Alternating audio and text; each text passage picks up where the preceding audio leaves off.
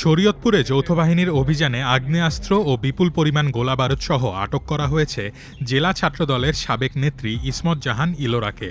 যৌথ বাহিনীর দাবি অনুযায়ী বৃহস্পতিবার ভোররাতে জেলা শহরের স্বর্ণঘোষ এলাকায় একটি বাড়িতে অভিযান চালিয়ে তাকে আটক করা হয়। যৌথ বাহিনী জানায়, অভিযানের সময় ওই বাড়িতে থাকা জেলার তালিকাভুক্ত শীর্ষ সন্ত্রাসী মন্টু তালুকদার পালিয়ে গেলেও তার স্ত্রী ইসমত জাহান ইলোরাকে আটক করা সম্ভব হয়। ভবনটির তৃতীয় তলায় শয়নকক্ষের একটি ওয়ার্ড্রোবের ড্রয়ার থেকে বেরিয়ে আসে ভয়ঙ্কর সব অস্ত্র। উদ্ধার করা হয় একটি টমাহক শটগান, দুটি AK.22 bore semi automatic rifle এবং 3টি ম্যাগাজিন সহ 140 রাউন্ড গুলি। এছাড়াও পাওয়া গেছে 3 বোতল মদ ও মাদকদ্রব্য গ্রহণের সরঞ্জাম। উক্ত ঘটনায় সম্পৃক্ততার জন্য সন্ত্রাসী মন্টু তালুকদারের স্ত্রী ইসমত জাহান ওরফে ইলোরা হাওলাদারকে গ্রেফতার করে।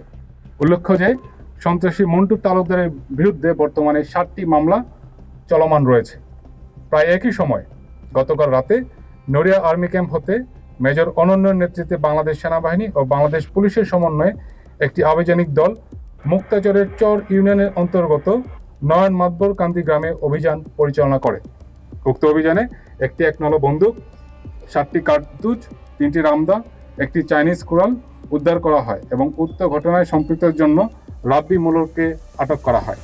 যৌথ বাহিনীর অভিযান এখানেই থামেনি।